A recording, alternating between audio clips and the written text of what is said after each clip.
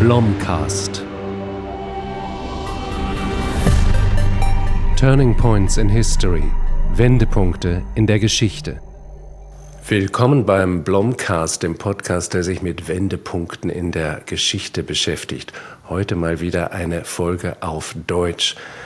In diesem Podcast bewegt sich was, er soll größer werden und ich hoffe auf Ihre rege Teilnahme. Und es freut mich ganz besonders, dass wir heute einen wirklich aufregenden Gast haben, um über wichtige und aufregende Themen zu sprechen. Jörg Barbarowski ist einer der profiliertesten Osteuropa-Historiker in Europa. Er unterrichtet an der Freien Universität Berlin. An der Humboldt. Entschuldigen Sie, Humboldt, natürlich, an der Humboldt-Universität, das schneiden wir jetzt auch nicht raus. Herr Barbarowski, schön, dass Sie da sind. Ja, freue mich auch. Sie haben ein erstaunliches Buch geschrieben letztes Jahr. Sie haben auch dieses Jahr ein Buch geschrieben, Sie sind ein fleißiger Mensch. Das Buch letztes Jahr hieß Der sterbliche Gott und es beschäftigt sich mit Macht und Herrschaft in Russland. Nun sind Macht und Herrschaft in Russland natürlich immer irgendwie in den Nachrichten, aber die spannende Eingangsthese ist, gibt es so etwas wie eine besonders russische Art von Macht? Ich glaube nicht, dass es das gibt. Ich bin im Gegensatz zu vielen Deutschen doch keiner von diesen Russlandverstehern, die glauben, dass Russland etwas ganz Besonderes, ganz Außergewöhnliches ist, was man irgendwo sonst nicht findet. Ich glaube, die Deutschen kennen Russland ein bisschen besser als viele andere außereuropäische Länder.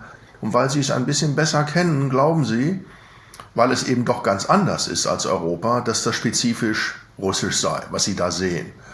Aber wer einmal im Kongo war oder in China oder sich mal Verhältnisse in Indien auf dem Land angeschaut hat oder wer Iran kennt, der findet Russland gar nicht mehr so außergewöhnlich. Ich glaube, das ist die europäische Brille auf einen Kontext, der sich selbst immer für europäisch gehalten hat, dann aber doch auf die Europäer fremd wirkte. Und das ist ja auch in Russland die große Debatte, die dann entstand zwischen den Westlern und den Slawophilen. Wir kommen vielleicht dann noch dazu. Ja, die ist ja auch nicht zu Ende. Das ist ja die ewige russische Frage, wohin man gehört. Trotzdem machen Sie das Argument in dem Buch und sehr überzeugend, dass die russische Struktur von Macht sehr wohl eine große Kontinuität hat. Wir sprechen hier über Wendepunkte, aber eine der Fragen, die uns heute in diesem Gespräch auch beschäftigt, ist, wie sehr ist etwas, was wie ein Wendepunkt aussieht, tatsächlich ein Wendepunkt? Zum Beispiel eine Revolution in Russland und dann kommt eine Macht von sehr ähnlicher Struktur doch wieder in ihren Platz. Aber was mich zum Beispiel fasziniert, ist, dass Sie sagen, schon die russische Adelsherrschaft war völlig anders strukturiert als die in Europa und hat deswegen auch anderen Strukturen zum Entstehen verholfen.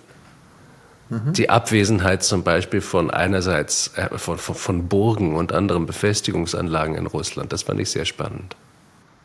Ja, man könnte sagen, dass der europäische Feudalismus auf der Kleinräumigkeit gedieh.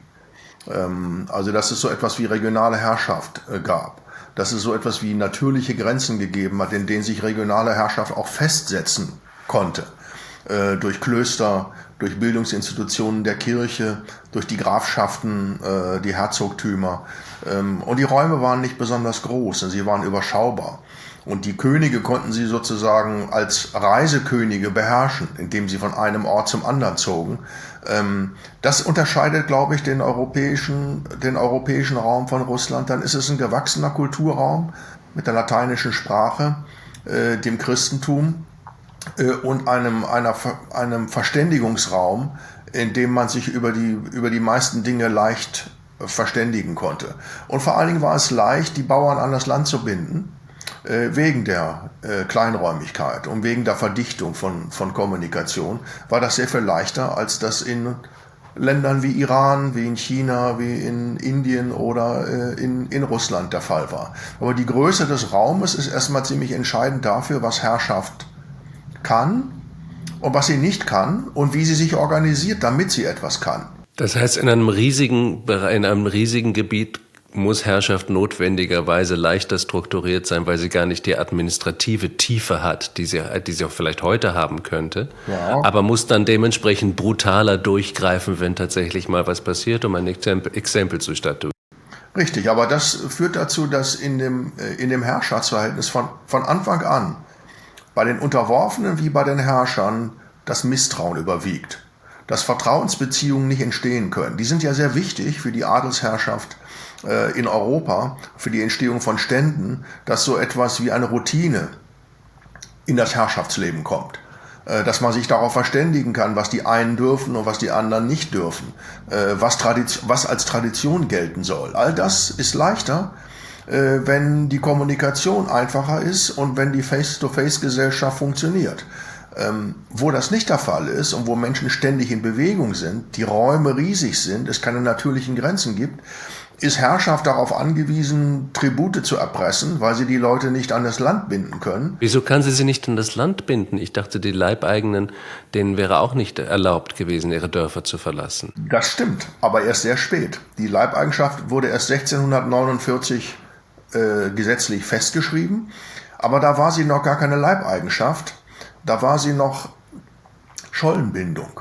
Also worum es da ging, und bei Peter dem Großen wurde das verstärkt, dass man die Leibeigenschaft entstand als eine Institution, weil man die Bauern nicht ans Land binden konnte, weil das nicht funktionierte.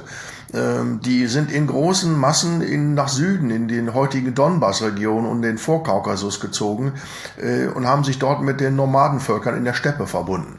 Deshalb gibt es in Russland so den Mythos der freien Steppe, der Kosaken. Und das hat das Regime auf sehr perfide Weise, hat es das unterbunden. Es hatte natürlich gar kein Personal, um Bauern festzuhalten. Aber sie haben es ganz einfach gemacht. Sie haben sozusagen die Adligen, die Kriegsdienst leisteten für den Herrscher, die haben sie mit Bauern ausgestattet. Und die hatten nun das Problem, dass die Bauern da bleiben sollten, wo sie waren, damit sie diese Adligen, die ja parasitär lebten, unterhalten konnten. Und das machten sie, indem sie ein System der Krugovaya Poruka heißt das einführten, übersetzt kollektive Solidarhaftung. Ganz einfach. Lief einer weg, mussten alle anderen die Abgaben mit für ihn erledigen und die Fronarbeit.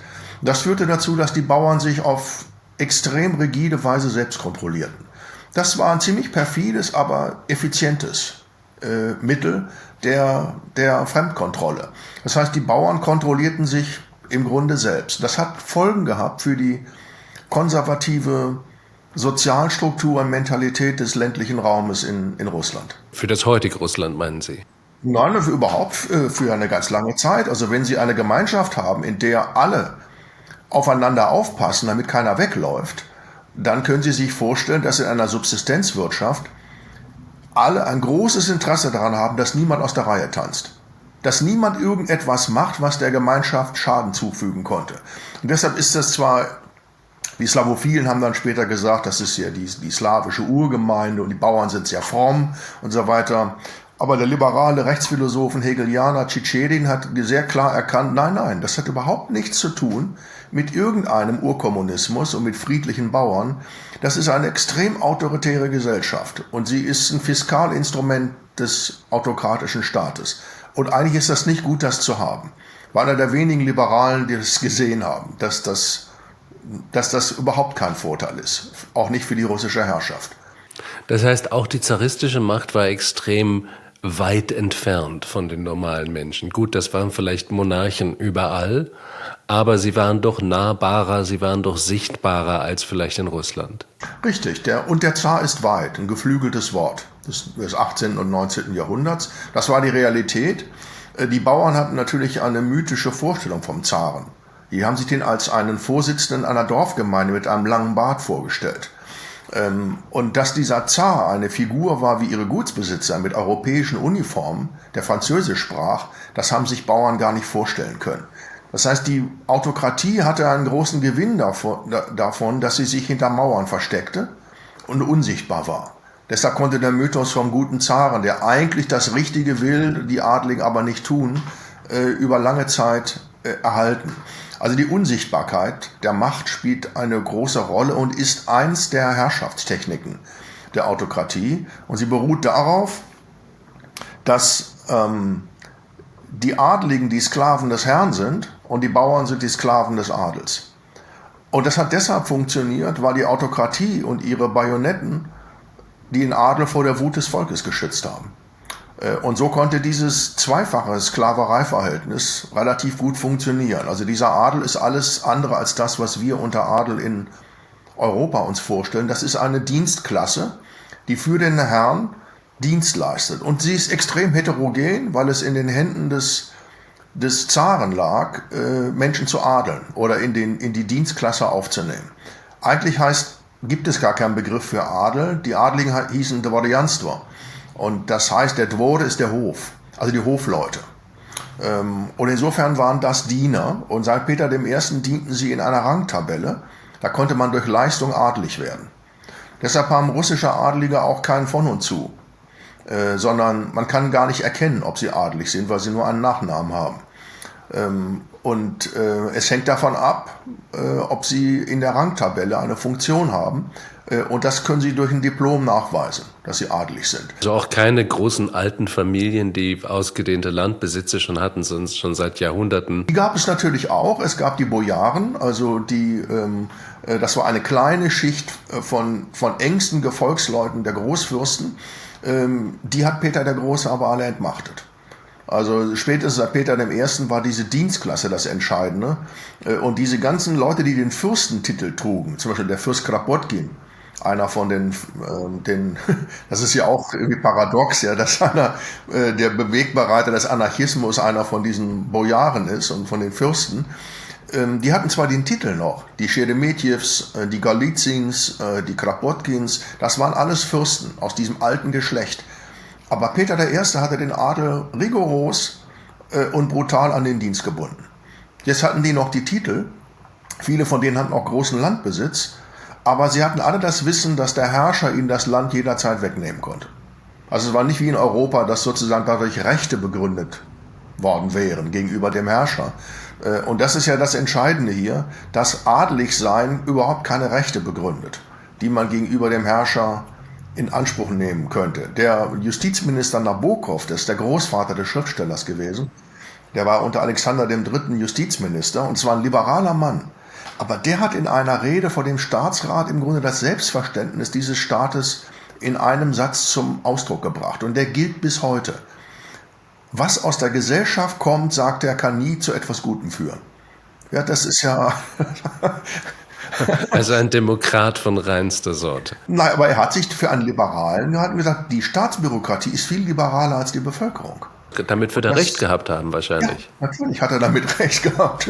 Und das ist besser, wenn wir die gar nicht etwas machen lassen. Alles für das Volk, nichts durch das Volk, wie das Kaiserin Maria Theresia sagte. So ist es, genau. Und das ist eine Haltung, die sich erhalten hat bis heute. Das ist eine Kontinuität. Ich habe eine Nebenfrage, aber die mich doch sehr interessiert. Ein bisschen mit Bruno Latour gedacht. Also die soziale Konstruktion von Wissen. Mich hat immer fasziniert, dass Darwins Evolutionstheorie auch natürlich eine wunderbare Metapher für den Manchester-Kapitalismus ist. Der Kampf ums Überleben und das Überleben des Stärksten oder des Fittesten. Nun hat Kropotkin, über den Sie gerade gesprochen haben, einen Gegenentwurf zur Evolution geliefert und gesagt, Evolution lässt sich genauso durch Kooperation erklären, durch Symbiose. Sehen Sie bei ihm auch einen intellektuellen Kontext in Russland, aus dem heraus so ein Entwurf entstanden sein kann? Ja, natürlich. Die Intellektuellen haben ja die Erfahrung gemacht, die bittere Erfahrung gemacht, dass im 18. Jahrhundert entsteht ja erst so etwas wie diese Intelligenzia und die konnte erst entstehen, nachdem Katharina II. Diese Dienstpflicht aufgehoben hatte. Sie kam dem Adel entgegen und sagte, ihr könnt jetzt machen, was ihr wollt. Und die wohlhabend waren, die fuhren halt nach Paris oder beschäftigten sich mit Literatur und führten keinen Dienst mehr. Aber sie hatten dieses schreckliche Problem, dass die einzigen, die ihre Texte lesen konnten, waren die Europäer und die Bürokraten, die sie verachteten. Und die Zaren. Das waren die einzigen, die das lesen konnten. Und die Sehnsucht, und deshalb Kropotkin, die Sehnsucht, sich mit dem Volk zu verschmelzen, und nicht in der alten Form weiterzumachen, der Staat ist die blonde Bestie und ist das Ungeheuer, das kälteste Ungeheuer, wie Nietzsche sagt, damit muss man aufhören. Das muss aufhören, weil das Unglück bringt und weil es uns vom Volk getrennt hat. Und weil es uns vom Volk getrennt hat und wir vollkommen isoliert und unglücklich sind, müssen wir etwas anderes machen. Und daher kommt dieser Gedanke, dass man dann mit dieser Unterwerfungsgeschichte, und die Autokratie hat sich bis ins 19. Jahrhundert immer als eine europäische Unterwerfungsmacht verstanden. Also wir sind diejenigen, und wenn es sein muss, prügeln wir Europa in die Leute hinein. Ja? Aber wir sind es, die das können. Und davon wenden die sich ab. Aber, und das ist die Einschränkung, Kropotkin war ein sanftmütiger Mann, der ist nicht stellvertretend für diese anderen Leute. Sehr schnell entwickeln ja diese isolierten Leute den Gedanken, dann bomben wir den Staat in Stücke. Dann machen wir Terror. Und auf paradoxe Weise ist dieser Lenin ein Spiegelbild der Autokratie. Ja, er ist genauso strukturiert. Er ist derjenige, der weiß, was die Leute zu denken haben. Er weiß das besser und er wird die Leute zwingen. Und erstmal räumt man den Staat weg und dann wissen diese Berufsrevolutionäre, die wissen es besser, was der Bauer will und was er wollen kann. Und das finde ich am erschreckendsten, dass diese Intelligenz ja das Spiegelbild der Macht ist. Und das kann auch gar nicht anders sein, weil im ganzen 19. Jahrhundert kommunizieren nur diese beiden Ebenen miteinander. Also diese Revolutionäre und der Staat, die kommunizieren miteinander, wie unter Khrushchev die Dissidenz und unter Brezhnev. Die Leser waren die Politbüro-Mitglieder und ihre Familien. Die haben die Dissidentenblätter gelesen, nicht die Bauern oder die Arbeiter. Und das macht unglücklich und kann auch aggressiv machen. Dieser Unsichtbarkeit des Herrschers, von der wir vorhin gesprochen haben, der stand seltsamerweise gespiegelt auch wieder einer Unsichtbarkeit des Volkes gegenüber. Sie beschreiben in Ihrem Buch, dass Nikolai II., der bekommt die ganzen Petitionen von den Bauern und die Bauern sind verzweifelt und schreiben ihm die fürchterlichsten Petitionen und was ankommen, sind glückliche Dankesbriefe, die er empfängt. Und er denkt sich, bei meinem Volk geht's doch gut. Genau, der Innenminister hatte eine Kanzlei und an die Kanzlei im Innenministerium gingen diese ganzen Briefe. Und dieser Piotr Durnovo, das war ein unfassbarer Zyniker, der hat diese Briefe einfach durch seine Beamten alle standardisieren lassen. Da stand eigentlich immer das Gleiche drin. Und Nikolai II. War fest davon überzeugt, dass er in der Symbiose mit dem Volk lebt, weil natürlich in den Briefen immer natürlich auch drin stand, die Gutsbesitzer sind böse, der Staat ist böse, aber der Zar ist gut. Und so hatte Nikolai II. Die Vorstellung, dass er in einer Symbiose mit dem Volke lebt. Und in dem Glauben ließen ihn die Beamten auch, dass das so sei. Das ist wirklich auch eine tragische Geschichte, dass ausgerechnet der Zar Illusionen über die Bauern hatte, die Minister nicht hatten. Die wussten sehr wohl nach den Bauernaufständen von 1905, dass der Bauer kein friedliebendes Wesen ist, dass der Macht freiwillig gehorcht. Und sich mystisch mit dem Zaren verbunden fühlt. Ja, und im Ersten Weltkrieg ist dieser Mythos vom Zaren vollkommen erschüttert worden. Erstmals 1913 bei dem Thronjubiläum der Romanows, weil Nikolai I. extensive Reisen durch sein Imperium unternahm. Und plötzlich sahen die Bauern ihn. Jetzt konnte man den sehen. Und plötzlich tauchte da ein Männchen auf in einer himbeerfarbenen Uniform mit lauter Lakaien, die hinter ihm herliefen. Und er sah wie ein Europäer aus. Und die Bauern haben an vielen Orten gesagt, das stimmt nicht, das kann da nicht sein. Das kann überhaupt nicht sein, dass das der Zar ist. Natürlich ein großes, tragisches Missverständnis. Und dass er den Oberbefehl über die Armee übernahm 1915 und durch das Land reiste, hat seine Herrschaft delegitimiert. Und er hat es nicht verstanden, dass genau das die Folge war, weil er genau das repräsentierte, was die Bauern ablehnten. Eine der ganz großen Ironien dieser Zeit, dieser Periode in der russischen Geschichte, also der Periode der russischen Revolution.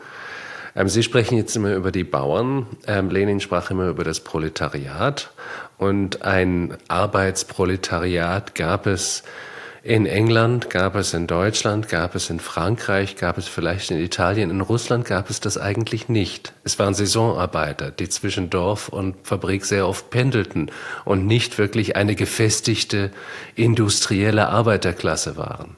Natürlich hat es auch in Russland Ansätze dazu gegeben, dass Bauern in der Stadt heimisch wurden, ihre Familien nachholten, aber das ist ein Minderheitenphänomen gewesen, dieses Facharbeitertum. Die hat es auch gegeben in Petersburg und in Moskau, aber immer die neuen, Russland war ein dynamisches Industrieland. und mit hohen Wachstumsraten. Das hat immer mehr Menschen in die großen Städte gespült. Das heißt, immer dann, wenn es irgendwie sich konsolidierte, kam die nächste große Welle von bäuerlichen Einwanderern, die in die Stadt kamen. Das Zweite, das ähnelt ja doch den amerikanischen Verhältnissen. In vielen Regionen waren diese Arbeiter multiethnisch. Aserbaidschaner, Tataren, Armenier, Georgier, Tscherkessen, Ukrainer, Juden, Griechen. Das heißt, unter solchen Leuten ein Gefühl der Solidaritätsbande zu knüpfen, war sehr viel schwieriger. Das hat es ja auch in den USA den Unternehmen leichter gemacht, die Gewerkschaften auszuspielen, weil die ganzen Einwanderergruppen nicht unbedingt miteinander... Die Iren nicht mit den Italienern. Und genau, mit den Italienern, den Juden, den Iren. Die Iren, die besonders diskriminiert waren, weil sie sehr arm waren, die in die USA kamen. Und so ist das in Russland auch. Aber das Phänomen, dass die Bauern in der Stadt nicht heimisch wurden, hatte ja auch damit zu tun, dass nach der Aufhebung der Leibeigenschaft die Bauern die Adligen entschädigen sollten. Also für die Summe, die der Staat den Adligen vorgestreckt hatte. Die hat er dem Adel Geld gegeben, damit sie auf ihr Land verzichteten. Und die Bauern sollten durch Ablösezahlungen, sollten die das leisten. Das hieß, dass selbst Bauern, die in der Stadt arbeiteten, weiterhin an ihren Hof gebunden blieben. Und deshalb ließen sie ihre Familie zu Hause. Für die Unternehmer hatte das den großen Vorteil, dass bei Arbeitslosigkeit diese Leute in ihr Dorf zurück konnten. Sie hatten immer noch ein Stück Land, da konnten sie wieder hin. Und sie mussten, weil die Arbeiter dorfweise in den Fabriken arbeiteten, brauchten sie sich nicht ausbilden. Weil die schon da waren, bildeten die aus, die kamen. Insofern ist die Dorfkultur in die Stadt gewandert und in die Fabrik. Und zwar mit verheerenden Konsequenzen für die Protestkultur. Also Menschen, die irgendwo nicht heimisch sind und die, wenn es schief geht, ins Dorf zurückkommen können, die schlagen eben alles kaputt, wenn sie wütend sind. Oder organisieren ein Pogrom. Menschen, die ihre Kinder in der Stadt zur Schule schicken und dort wohnen und für die Arbeitslosigkeit eine Katastrophe ist, die streiken anders. Und das hat aber Lenin erkannt, was er mit dieser Wut machen kann. Natürlich redete der vom Proletariat, aber er hatte schon sehr gut verstanden, dass das ein Proletariat ist, das ein hohes Aggressionspotenzial hat, dass man nur sozusagen irgendwo hinlenken muss. Und das ist das, was er im Sommer 1917 machte. Also wie Populisten das heute machen, er hat im Grunde die Stimmung, die hat er gespürt und hat dem Ressentiment, dem hat er eine Stimme gegeben. Und das hat er auf sehr geschickte und auf sehr russische Weise gemacht. Die deutschen Sozialdemokraten hat das schockiert, ja, diese unfassbare Gewaltorgie, die da entfesselt wurde. Der große Wendepunkt kommt jetzt natürlich mit Lenin und der russischen Revolution, aber es ist natürlich ein gigantischer Wendepunkt. Ein ganzes Reich wird weggespült, aber gleichzeitig sind doch auch enorme Kontinuitäten da. Und die Kontinuitäten sind auch da, wenn man sich ansieht, eben wie diese Macht aussieht, die jetzt von den kommunistischen Machthabern gehalten wird. Ja, aber ob es ein Wendepunkt war, ist immer eine gute Frage. Das ist ja etwas, was man erst im Nachhinein sehen kann. Zwar passiert etwas im Leben und man denkt, oh, das ist ja etwas ganz Neues, aber ob es tatsächlich etwas Einschneidendes im Leben gewesen ist, das stellt sich meist erst Jahre später heraus, wenn man sieht, dass das Konsequenzen hatte. Manche schockartigen Erlebnisse verschwinden auch schnell wieder, alles fügt sich wieder ins Gleis. Und so kann man einfach gar nicht sagen, ob die Menschen dieser Zeit das als Wendepunkt empfunden haben. Ich würde eher sagen, nein, weil der Erste Weltkrieg war ein Wendepunkt. Also Juli 1914 war ein Wendepunkt und ein zweiter Wendepunkt war das Ende des Bürgerkrieges. Die meisten Leute haben überhaupt nicht mitbekommen, dass das nicht mal der Weltkrieg war, sondern der Bürgerkrieg. Krieg ist Krieg. Und wenn man sich die Stadt Kiew anschaut, da sind vom Ersten Weltkrieg bis 1921 faktisch alle Banden des Bürgerkrieges durchgezogen. Die Grünen, die Weißen, die Roten, die polnischen, die ukrainischen Nationalisten, die polnische Armee, die Deutschen waren ein paar Monate da. Alle sind da durch Kiew durchgelaufen. Für die Leute war das der totale Zusammenbruch. Aber das begann im Ersten Weltkrieg. Und die Bolschewiki waren ja jetzt erstmal nur für die meisten Leute eine Episode, ja, die jetzt dazukommt. Michail Bulgakov hat das ziemlich gut in seinem Roman Bielaya Gvardia, die Weiße Garde, beschrieben. Mit der Familie, Arztfamilie Turbin, das ist auch irgendwie autobiografisch. Er kam aus Kiew. Ja, und der war Arzt, ja, und Landarzt. Und der beschreibt nun, wie die da sitzen und einen Albtraum nach dem anderen erleben. Eine Banditengruppe nach der nächsten kommt in die Stadt und am Ende, deshalb hat Stalin das Buch auch gefallen, und der hat das ja auch überlebt, den großen Terror. Am Ende sagen sie die Turbins, einer muss gewinnen, es muss einfach nur aufhören. Und sie begreifen, die Bolschewiken sind die am entschlossensten sind. Dann lasst die halt gewinnen, so unangenehm wie die sind.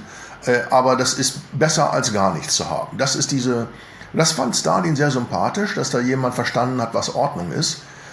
Und dann sagen sie jetzt gerade zu Recht, jetzt wird alles wieder in das alte Gleis gerückt. Wird man sagen, ja und nein. Das Erste, was die Bolschewiken machen, ist, sie machen es noch schlimmer, weil sie einen gnadenlosen Terror über die Bauern ausüben. 200.000 Bauern nach Sibirien deportieren, 50.000 erschießen, mehrere Millionen Menschen in der Ukraine und Kasachstan verhungern lassen und dann während des großen Terrors 680.000 Menschen erschießen. Das ist ein solcher Albtraum, dass die Menschen das auch nicht als einen Wendepunkt empfunden haben, sondern das ging einfach alles weiter. Nur jetzt organisierte der Staat das. Nur das ist sozusagen die Dialektik, die dann eintritt. Am Ende haben sich die Bolschewiki gesagt, das alles muss, was wir zerstört und kaputt gemacht haben, das muss stabilisiert werden. Wir müssen das wieder in eine Ordnung fügen. Und man könnte sagen, hat sich der Irrsinn gelohnt, wenn am Ende so ein Mensch wie Brezhnev, der die plebejische Variante von Alexander III. Ist, dabei herauskommt. Und man sagt, naja, wir machen das, was wir schon kennen. Also wir führen die Art von Ordnung ein, die wir kennen. Und die Bürger waren dankbar dafür. Und das ist das, was man im Westen nicht versteht, dass Menschen, die über Jahrzehnte in Armut, Elend und Terror und Krieg leben, dass die sich nach einer konservativen Ordnung sehen und sagen, ich will meine Ruhe haben. Ich möchte nicht, dass irgendwer kommt und wieder alles in Unordnung bringt. Und deshalb ist diese sowjetische Gesellschaft, als ich da zum ersten Mal war ich völlig perplex, weil auch ich als Linker dahin kam. Wieso lesen die alle Dostojewski? Warum sind die alle ultrakonservativ? Warum weicht niemand von irgendwelchen Gebräuchen ab? Warum ist niemand ein Abweichler oder verhält sich nonkonform? Es war geradezu pervers zu sehen, dass das eine zutiefst konservative Gesellschaft war. Und man vom Sozialismus irgendwie ganz schnell abkam, weil das damit irgendwie, was wir darunter verstanden, das hatte damit eigentlich gar nichts zu tun. Und das erklärt vieles von dem, was wir heute haben. Und es erklärt eben leider auch, warum der Putin anfangs großen Erfolg haben konnte mit diesem Konzept. Ich gebe euch eure Würde wieder, ihr werdet wieder bescheidenen Wohlstand haben, die Kriminellen werden von der Straße verschwinden, ich gebe euch eure Geschichte und das Imperium zurück. So, das fanden die Leute eigentlich alle ganz attraktiv. Ja, jetzt hat das selber zur Disposition gestellt. Das ist, glaube ich, auch so ein russischer Fall. Es geht 20 Jahre gut und dann kommt einer und reißt alles wieder ein. Und es ist zum Verzweifeln im Grunde. Er reißt es auch noch selber wieder ein, ja. Ja, genau. Was man selber. Es gab diesen wunderbaren, witzigen Ministerpräsidenten Tschernomyrdin unter Jelzin. Der hat seine Abschiedsrede, glaube ich, 1998 ist der aus dem Amt geschieden, hat er vor der Duma eine Abschiedsrede gehalten und hat mit dem Satz die Rede beendet, wir wollten alles besser machen, aber es kam wie immer. Das ist ja großartig. Aber auch in Putins Russland sieht man diese Kontinuitäten, sowohl in der autokratischen Macht, die eigentlich die Gesellschaft tatsächlich nicht sehr tief durchdringt, aber sozusagen exemplarisch Gewalt ausübt, als auch zum Beispiel in der Art der Kriegsführung. Die russische Armee war für diese Meat Waves und den Fleischwolf schon im Ersten Weltkrieg berühmt, dass sie völlig untrainierte Rekruten einfach zu Tausenden losgeschickt hat. Und da scheint sich wenig geändert zu haben. Auch da gibt es sehr starke Kontinuitäten. Das stimmt und man kann es, glaube ich, auch ganz gut erklären. Diese Generäle und die Politiker waren ja nicht dumm und sind nicht dumm. Und sie sehen ja, worauf eine funktionierende Armee beruht. Nämlich darauf, dass man einen Unteroffizierskorps hat. Die russische Armee hat seit dem Zarenreich kein, was wir Unteroffizierskorps nennen. Warum nicht? Genau, da komme ich jetzt dazu. Die haben natürlich verstanden, dass der flexible Einsatz von Einheiten und so weiter, dass das ein großer Vorteil ist und dass die Einheiten, die sich selber lenken können, weil sie intelligente Unteroffiziere und Feldwebel haben und so etwas, dass das gut läuft. Aber dazu muss man Vertrauen zu den eigenen Leuten haben. Ja, also, und im Zarenreich war klar, lassen wir die Unteroffiziere, die Bauern, die als Unteroffiziere selbstständig operieren, dann nehmen die Waffen und gehen nach Hause. Das ist das, was sie machen. Oder sie wenden die Waffen gegen ihre Generäle. Und das genau passierte 1917. Es waren die Soldaten, die die Revolution machten, nicht die Bauern. Zunächst waren es natürlich auch Bauern, ja, aber es waren eben Bauern in Waffen, die das machten.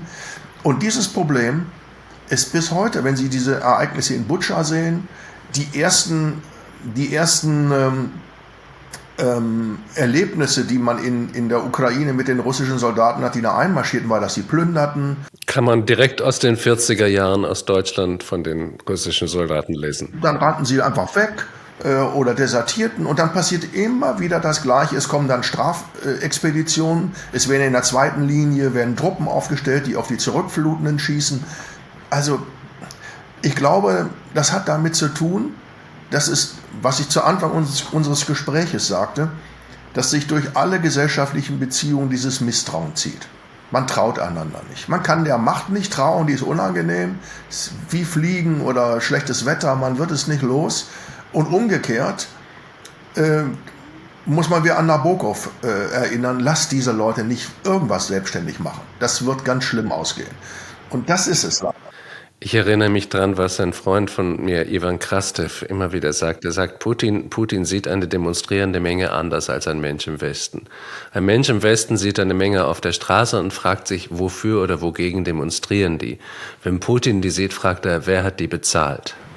Ja. Und das...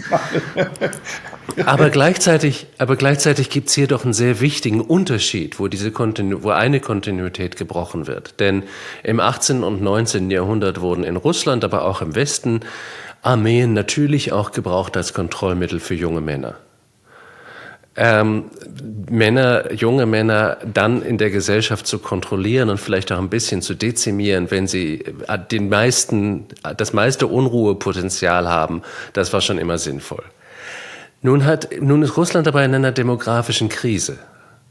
Und ich glaube übrigens persönlich auch, dass das Motiv der demografischen Panik auch im Westen völlig unterschätzt ist. Ich glaube, in unseren Migrationsdebatten ist die Tatsache, dass die sogenannten autochthonen Europäer merken, wir werden weniger und die werden mehr, ganz, ganz schlüsselhaft. Aber das ist auch in Russland so. Und da auf einmal scheint wirklich etwas aufzubrechen. Da ist Russland in einer Situation, in der es noch nicht vorher gewesen ist. Dass die Zahl, also dass die Geburten rückläufig sind, das ist ja schon ein Ergebnis, das konnte man ja schon in der späten Sowjetunion beobachten. Das ist ja kein neuer Trend. Dass die Sterblichkeit ist hoch und die Lebenserwartung gering, gerade bei Männern. Und das hat sich auf dem Land sogar noch verschärft. Und jetzt sind 1 Million junge Männer tot und eine weitere Million junger Männer weg? Richtig, genau, es sind viele weg. Das Einzige, was das noch ein wenig auffängt, ist die Tatsache, dass Russland ein relativ gutes Schul- und Universitätssystem hat, ja, in dem schnell Nachwuchs produziert werden kann für die Leute, die weggegangen sind.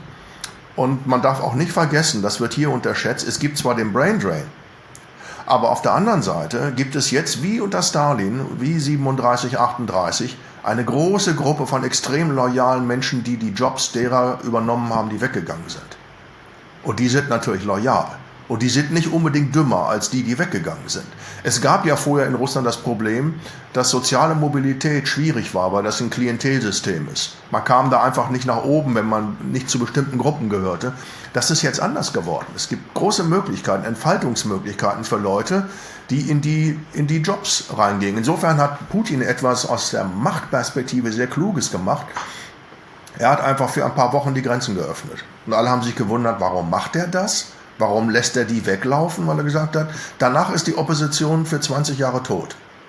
Weil die anderen, die jetzt kommen, sind loyal. Das ist ja richtig. Und die Menschen, die jetzt sterben, so zynisch wie es klingen mag, das sind arme Leute aus den Randregionen des Imperiums, aus den ethnischen Randregionen zum Teil und aus den Dörfern. Und die kriegen jetzt 2000 Euro im Monat. Und die Familie kriegt die Sicherheit, wenn die fallen, dann kriegen sie eine lebenslange Hinterbliebenenrente. Wenn sie aber desertieren, ja, dann kriegen sie gar nichts.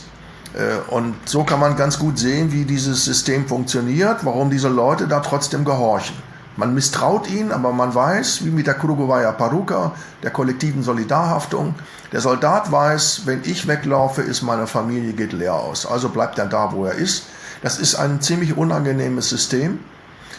Aber die Probleme, die Sie angesprochen haben, die werden sich mit aller Brutalität erst zeigen, wenn der Krieg vorbei ist.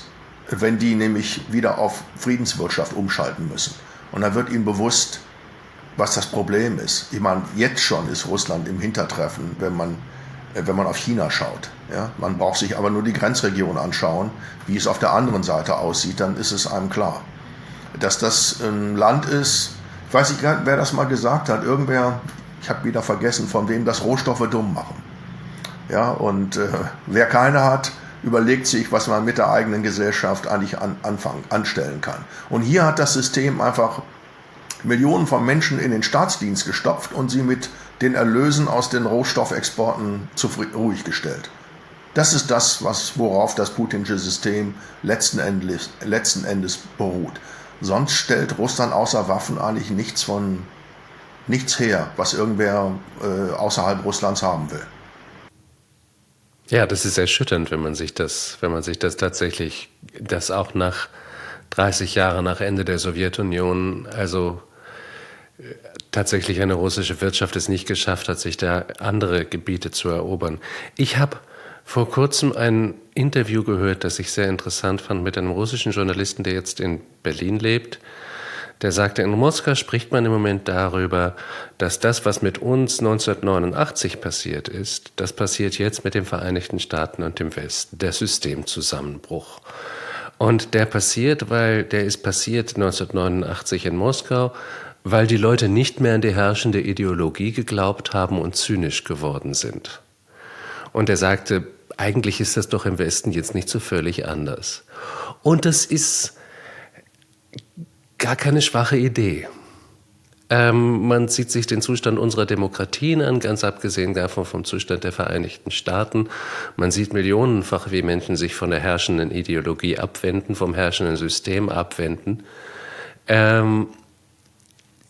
Sehen Sie das Interesse an dieser Idee oder ist das eine völlig überzogene Analogie? Ich finde die nicht so ganz richtig und überzeugend. Wenn ich mir die Sowjetunion anschaue, dann ist 1989 gar kein Wendepunkt dafür. Zynisch sind die Leute schon in den 60er Jahren geworden. Ja, als der Khrushchev war der letzte Gläubige, der noch ein Datum festgelegt hat, wann der Kommunismus kommen würde. Aber damals sind schon die ersten Witze kursiert. In der Brezhnev-Zeit war das ja nur noch Zynismus. Niemand ging mehr in die Partei, weil er am Kommunismus glaubte, sondern man ging in die Partei, weil man da Karriere machen konnte. In die Partei gingen die Technokraten, die Juristen, die Ingenieure, die einfach weiterkommen wollten, die gingen da rein und alles andere war Lippenbekenntnis und die Leute haben sich in den Küchen totgelacht, wenn sie den Brezhnev im Fernsehen sahen. Niemand hat das ernst genommen. 89 war etwas anderes, das hatte mit der Ideologie, die war längst tot. Das hat überhaupt kein Mensch mehr irgendwie interessiert. In Russland viel weniger als in der DDR, glaube ich, wo es immer noch sehr viel mehr Gläubige gab als in der Sowjetunion. Das war es nicht. Was zusammenfiel, hatte vor allen Dingen mit der wirtschaftlichen Situation zu tun. Weil die Leute daran glaubten, dass sie so leben könnten wie die Europäer. Es war einfach eine Konsumfrage. Und man ist ganz naiv, war mal der Überzeugung, das, was der Staat vorher falsch gemacht hatte, kann er jetzt richtig machen. Und die Dollars können vom Himmel regnen, wenn das richtig angepackt wird. Niemand hat irgendwie verstanden, was eine Marktwirtschaft ist, wie die funktioniert. Und die Enttäuschung war groß, als das alles nicht funktionierte und auch eben Gorbatschow und seine Leute eigentlich nicht genau wussten, wie sie es anstellen sollten. Und diese politischen Reformen kamen in eine Zeit wirtschaftlicher Zersetzung, des wirtschaftlichen Niedergangs. Das ist ja die Tragik. Sie kamen aber auch in eine Zeit des Neoliberalismus, wo die ganzen Konsulenten, die rübergeschickt wurden nach Moskau, nur von Privatisierung gesprochen haben und sozusagen das die Kleptokratie erst wirklich in Schwung gebracht haben. Genau, das ist das Problem. Und das Problem ist, das wird heute leider immer so dargestellt, ja, das waren die Amerikaner und der Westen, die haben uns eingeredet, wir müssen das machen, um uns kaputt zu machen. Nein, es waren die eigenen Leute. Es waren Yegor Gaidar und Chubais und diese Leute, die waren davon überzeugt, dass das richtige Projekt ist, das richtige Programm ist für Russland. Und haben mir Russland dieser Rosskur unterzogen und es war ein Desaster, eine unfassbare Katastrophe, die einfach den Putin erklärt. Ja, wenn man sich die 90er Jahre angeschaut hat, war furchtbar. Insofern ist das eine ganz andere Geschichte, die ganz wenig damit zu tun hat, ob man noch an ein System glaubt. Hier ist es einfach nur eine ökonomische Frage gewesen, die den Putin nach oben gebracht hat. Und natürlich der Zerfall der Ordnung. Es ging nicht um Demokratie oder Diktatur, das waren gar keine Fragen, die wichtig waren. Die elementare Frage war, habe ich am nächsten Tag noch was zu essen? Und wie verschwinden die Kriminellen von der Straße? Das waren die zwei wichtigen Fragen. Und alle anderen Fragen, die dann noch verhandelt wurden von irgendwelchen Intellektuellen, haben die meisten Leute nicht interessiert. Das ist, glaube ich, bei uns jetzt anders. Da würde ich auch sagen, ja, wir haben jetzt etwas vollkommen Neues. Ich glaube, die liberale Demokratie ist am Ende. Die findet jetzt ein Ende. Und um es mit Philipp Mano zu sagen, das ist ein Politikwissenschaftler, der bei Surkamp ganz interessante Bücher darüber geschrieben hat, die ich sehr beeindruckend finde, nämlich die Vorstellung, dass Demokratie vor allen Dingen ein Rechtssystem ist von Checks and Balances, in dem der Souverän an die Kette gelegt werden muss. Das ist vorbei. Im Angesicht des Kulturkampfes wollen die Leute wieder, die unten sind und die glauben, dass sie nicht gehört werden, wollen, dass ihre Stimme jetzt was zählt. Und nicht nur, dass sie etwas zählt, sondern dass sie auch wirkt. Und dass nicht Leute, die niemand gewählt hat, den Bürgern sagen, was sie alles nicht dürfen. Das ist ein Problem. Das hat so lange gut funktioniert, wo wir alle im Wohlstand lebten, wo es keine Probleme gab und wir alle sagen konnten, na ja gut, dann entscheidet halt irgendeine Justiz. Und wo ist noch, Charles Taylor, der Philosoph, nennt das die Zugangsinstitutionen zur Mitsprache, die Vereine, die Gewerkschaften, die der Neoliberalismus tot und kaputt gemacht hat. Die Parteien, das sind ja alles Institutionen gewesen, in denen die Bürger sich versammeln konnten, treffen konnten und mit anderen Bürgern, die anderer Auffassung waren, in einen Dialog treten konnten. Alles weggeräumt. Und man muss sich an die eigene Nase fassen auch, ja, und nicht sagen, da gibt's die bösen Populisten, die kommen ja irgendwo her. Die kommen irgendwo her. Ein Verdacht, an dem ich im Moment rumdenke, ist, der fossile Industriekapitalismus brauchte enorm viele Arbeitskräfte. Bergwerke brauchen viele Bergarbeiter. Fabriken müssen bei den Bergwerken sein, das heißt, sie sind lokal gebunden und sie brauchen viele Arbeitskräfte. Und nachdem die Arbeiter einmal sich ihre Mitbestimmung erstritten hatten im 19. Jahrhundert, wurde das ein System des Ausgleichs. Hat man diese vielen Arbeitskräfte sozusagen durch Umverteilung und weil man sie auch als Konsumenten brauchte, wurden sie zum Teil des Systems. Das hat sich schon etwas geändert, als Erdöl eine wichtigere Energieressource wurde und Kohle verschwand aus der Wirtschaft, denn dann war die lokale Bindung auf einmal weg, zumal im globalen Wirtschaftssystem. Damit hat auch ein Teil der Bevölkerung seine Bargaining Power verloren, seine politische Kraft. Ich glaube, das trägt sehr viel zur Veränderung der politischen Landschaft, gerade in Europa bei. Diese Deindustrialisierung und die Globalisierung, die damit kommt und die anderen Entscheidungsstrukturen, die anderen Geldflüsse, die damit kommen. Und natürlich die Entmachtung demokratischer Staaten. Meine Frage ist nach dem nächsten Schritt. Wenn wir jetzt Wirtschaftssysteme haben, die sich nicht mehr auf fossile Brennstoffe und nicht mehr auf industrielle Produktion beruhen, sondern auf Machtmittel, die in sehr wenigen Händen konzentriert werden können. Digitale Sachen, Patente, Algorithmen, die Kontrollmöglichkeiten haben, die noch keine andere Machthaber hatten. Damit, weil wir ihnen dauernd genau sagen, woran wir denken, wo wir sind und was wir tun. Wie sieht diese Machtstruktur aus, die dann entstehen kann? Braucht das Demokratie noch? Ja, also ich bin ja da etwas optimistischer als andere. Ich glaube ja nicht, dass der Populismus eine Gefahr ist. Man hat ja in Polen auch gesehen, dass die Populisten wieder abgewählt wurden. Das hat ja auch funktioniert. Ja. Ich glaube, wenn die Bürger das Gefühl haben, dass tatsächlich Wahlen nicht nur etwas ist, wo der Mano nennt das irgendwie die Bestätigungsdemokratie, da wird alle 4 Jahre was bestätigt, sondern wenn man die umwandelt, ja, wenn man sie wenn man sie in eine Betätigungsdemokratie verwandeln könnte, dann würde ich den Populismus gar nicht als Gefahr nehmen. Die Diskussion darüber, welche Parteien man jetzt verbieten soll, weil sie die Harmonie stören, ist ganz falsch. Sondern ich glaube eher, dass dieser Populismus dazu geführt hat, dass die Dinge wieder in Bewegung kommen. Und was man jetzt, das sagt ja Chantal Mouffe, die belgische Politikwissenschaftlerin, die ja auf einer dezidiert sehr linken Position argumentiert, die sagt, der Raum der Demokratie ist der Streit. Und wir können nicht so tun, als seien die Konflikte, als seien sie gar nicht mehr da, sondern die müssen ausgetragen werden. Und wenn die Leute dafür Räume haben, in denen die anderen noch sichtbar, hörbar sind und man denen nicht entgehen kann, nicht weglaufen kann, wie das genau passieren kann, weiß ich nicht. Ja, der französische Historiker Rosan Vallon, der hat ein sehr schönes Buch geschrieben, wo er sagt, die Politik muss wieder lesbar werden. Lesbarkeit. Die Leute müssen Vertrauen haben und nicht das Gefühl haben, da sind irgendwelche anonymen Kräfte, da ist irgendwas im Dunkeln und was im Dunkeln liegt, das lehnt man sowieso ab. Nur diese Räume herzustellen, da haben Sie sicherlich recht, das fällt extrem schwer, das von unten zu machen. Das muss im Grunde von. Aber zu der Lesbarkeit, ich finde das interessant, dass Sie das Wort gebrauchen, weil das für mich so wichtig ist. Weil es geht auch um eine soziale Lesbarkeit, die natürlich in einer Gesellschaft mit mehr Migration schwieriger ist. Ich kann an Ihrem Namen mir schon ein ungefähres Bild bilden davon, mit wem ich dann sprechen werde. Ich weiß, wer ein Jörg Barbarowski sein könnte, wenn jemand aus Pakistan kommt oder so etwas. Dann kann ich aus seinem Namen viel weniger lesen. Das heißt, das macht das Vertrauen zueinander schwieriger. Das heißt auch, man muss vielleicht einen größeren Schritt bereit sein zu gehen, um dieses Vertrauen herzustellen. Auch natürlich soziale Medien machen Lesbarkeit enorm viel schwieriger, weil sie so viele Dimensionen der Lesbarkeit einfach ausradieren. Aber man braucht doch das, was ich für die größte Errungenschaft der Trente Glorieuse halte, der 30 glorreichen Jahre, 45 bis 75.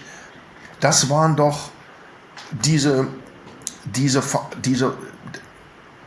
Begegnungsräume, die es gab, die mächtigen Kirchen, die mächtigen Gewerkschaften. In den Gewerkschaften waren doch Leute, die arbeiten, egal wo die herkamen. Und da kamen sie halt zusammen, die Menschen, die SPD-Ortsvereine, der Taubenzüchterverein, der Gesangsverein, was es alles der Fußballverein auf der lokalen Ebene gab. Diese Dinge sind zu einem großen Teil verschwunden, finden sich noch in einigen ethnisch homogenen Dörfern, aber da ist es dann auch kein Begegnungsraum mehr. Das ist zum Beispiel in Österreich nicht wahr, komischerweise. Also hier, zum Beispiel gerade in Oberösterreich funktioniert im Wesentlichen, weil es die Blasmusik und die Freiwillige Feuerwehr gibt. Und das ist auch in vielen Teilen Österreichs ganz, ganz entscheidend. Jeder junge Mann im Wesentlichen ist Teil der Freiwilligen Feuerwehr und tut irgendwas. Aber er trifft da wahrscheinlich keinen Pakistaner. Weniger in diesen Dörfern, aber ich glaube, wobei ich auch sagen muss, es gibt auch Dörfer, die ab und zu mal dann doch, worüber berichtet wird, die zum Beispiel Migranten genommen haben, 2015. Und da sind die Pakistaner doch Teil der Freiwilligen Feuerwehr und werden deswegen auch genauso geachtet wie alle anderen und packen genauso mit an. Ja, und dann entwickelt man wieder ein gemeinsames Gefühl dafür, dass man auch gemeinsame Probleme hat. Und gemeinsame Lösungen übrigens auch. Und so ist es, genau. Und dass man sich auch verständigen kann und dass man tatsächlich, und das hat ja auch früher funktioniert, dass in Vereinen und Institutionen Menschen mit ganz unterschiedlichen politischen Auffassungen koexistieren können. Dass das geht und dass der andere nicht der Feind ist. Und der Populismus irgendwie würde ich sagen, sollte bei den liberalen, hegemonialen Eliten einfach dazu führen, nachzudenken, haben wir etwas falsch gemacht? Ist das nicht das Symptom einer tiefen Krise, an der wir auch selber einen Anteil haben, dass die jetzt so ist, wie sie ist? Und das fehlt mir. Das finde ich schade, dass das nicht passiert. In diesem Podcast können Sie mehrere Gespräche genau darüber hören, über das Scheitern des liberalen Projekts und warum gerade die Eliten, zum Beispiel der vorletzte ging darüber. Trevor Jackson war das, genau. der ein sehr gutes Buch geschrieben hat darüber, wie Eliten in diesen letzten Jahren regiert haben und wie sie zum Beispiel nach 2008 nicht zur Verantwortung gezogen worden sind, im Gegensatz zu den vielen Menschen, die ihren Lebensunterhalt verloren haben. So ist es. Wie zum Beispiel nach dem Zweiten Irakkrieg niemand zur Verantwortung gezogen wurde für die Handlungen. Und Sie haben vorhin gesagt, Rohstoffe machen dumm. Ich habe immer das Gefühl, Siegen macht dumm. Und ich habe das Gefühl, aus der Perspektive des Westens war der Sieg 1989 so überwältigend, dass nicht zum Beispiel von diesen Eliten wahrgenommen wurde, was die Globalisierung mit ihren eigenen Gesellschaften anstellt, wie sie die wirtschaftliche Basis und auch die soziale Struktur der eigenen Gesellschaften und damit auch die Möglichkeit von demokratischer Politik völlig verändert. Ich glaube, das wurde total verschlafen. Ja, weil sie davon profitiert haben, diese Eliten. Auch das, natürlich, ja. Es gibt da auch Globalisierungsgewinner. Ja, Sie hatten ja auch recht.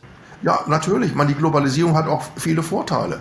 Natürlich hat sie den Eliten und den Gebildeten ganz neue Möglichkeiten verschafft, die sie vorher gar nicht hatten. Das ist ja so.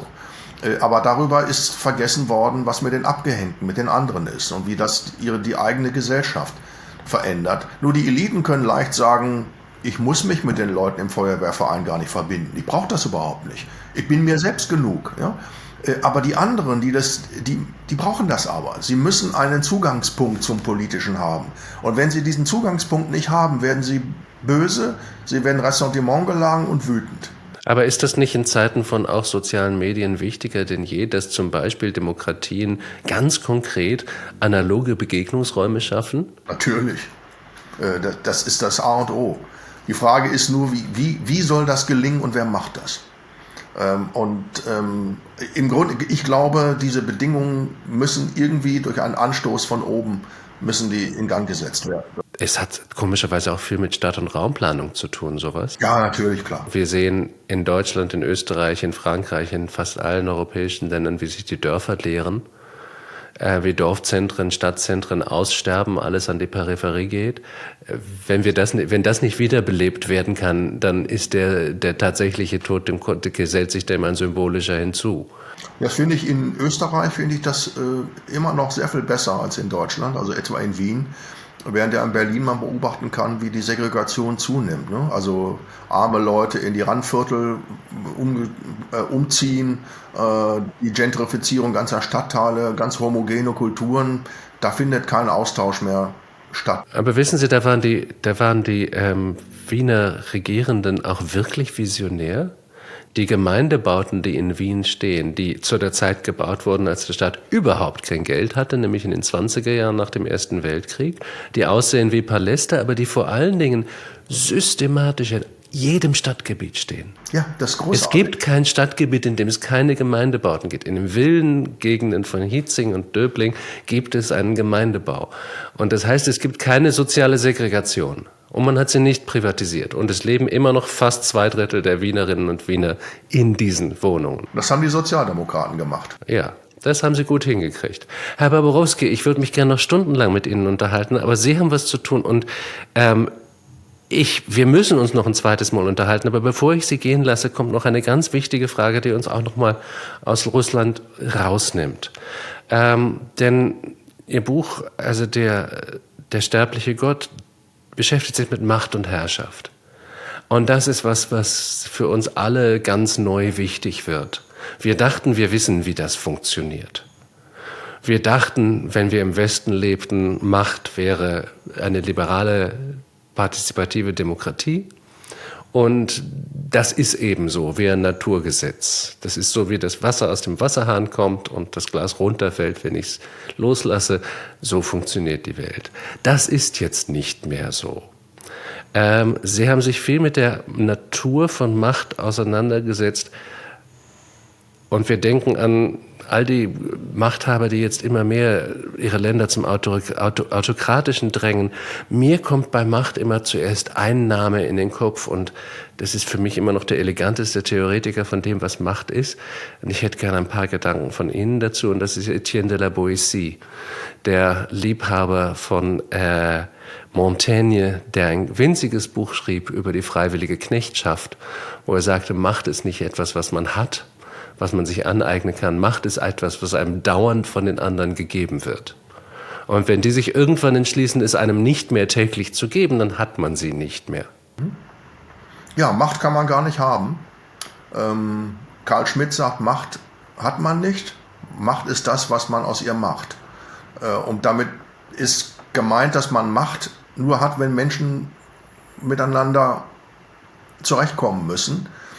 Im Sinne von Hannah Arendt, Macht als eine soziale Kraft, die die Beziehung zwischen den Menschen strukturiert. Also die Vorstellung, Macht könnte verschwinden, ist ganz illusorisch, weil sie eine anthropologische Konstante ist. Machtbeziehungen durchströmen das ganze Leben und sie ist weder gut noch böse, die Macht. Machtbeziehungen durchströmen auch das Leben von Hunden und Katzen und Affen und anderen Tieren. Richtig, ja, aber da ist immer die Frage, ob, und das ist bei uns Menschen doch sicher anders, ob man die Macht mit sich herumträgt. Das ist ja die eigentlich produktive Kraft von Macht, dass Menschen etwas lernen können, dass sie sich in bestimmten Situationen so und so verhalten, ohne dass jemand dasteht und sagt, du musst dich jetzt so verhalten. Dass man sozusagen Machtbeziehungen internalisiert. Und das ermöglicht überhaupt erst Gesellschaft, dass wir nämlich imstande sind, uns selber zu disziplinieren, uns selber abzurichten, nicht weil wir uns dann unglücklich fühlen, sondern weil das uns allen hilft im zivilisierten Umgang. Ja, in einer großen Stadt zum Beispiel. Wir alle haben das verinnerlicht, dass wir nicht tun können und lassen können, was wir wollen. Und das ist auch eben eine Machtbeziehung, aber eine, die nicht mehr vom Befehl lebt, sondern von der Selbstabrichtung. Ich muss dann durch diesen Machtbereich Begriff etwas ausweiten. Ich hatte einen Hund, der lügen konnte und der sicherlich diesen internalisierten Machtbegriff hatte. Er konnte lügen. Ja, er wusste, er durfte keinen Knochen von draußen nach drinnen mit reinnehmen. Und dann hatte er das klassische Paradox, das wir auch immer haben, ich habe ein moralisches Gesetz, aber mein Wille will sich ihm widersetzen. Mit anderen Worten, dann ist er reingeschlichen, weil er wusste, ich darf das nicht, auch wenn da niemand steht, das Gesetz ist ja da. Und man hörte dann so ein Knurpsgeräusch durchs Haus und ging dann natürlich hin und da saß dann der Hund, der Mund voller Knochensplitter und schaute ganz besonders unschuldig drein.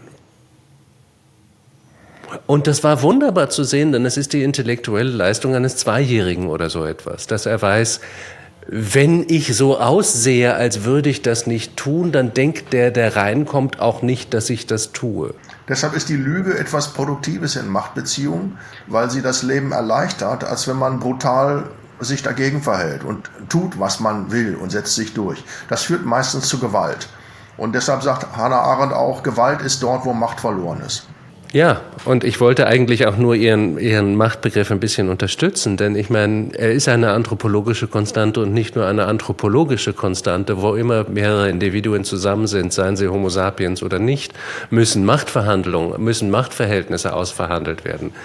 Herr Babrowski, das nächste Mal würde ich wahnsinnig gern mit Ihnen über die 3 Europas sprechen. Das ist ein alter Verdacht von mir und ich weiß nicht, ob sich der erhärten lässt. Wenn ich es besser könnte, würde ich gerne ein Buch schreiben über das katholische, das protestantische und das orthodoxe Europa. Großartig, das müssen Sie machen. Sie schreiben so wunderbare Bücher und das müssen Sie schreiben. Wie sich solche Strukturen auch in die säkulare Zeit hin fortsetzen. Das finde ich ganz wunderbar als Katholik.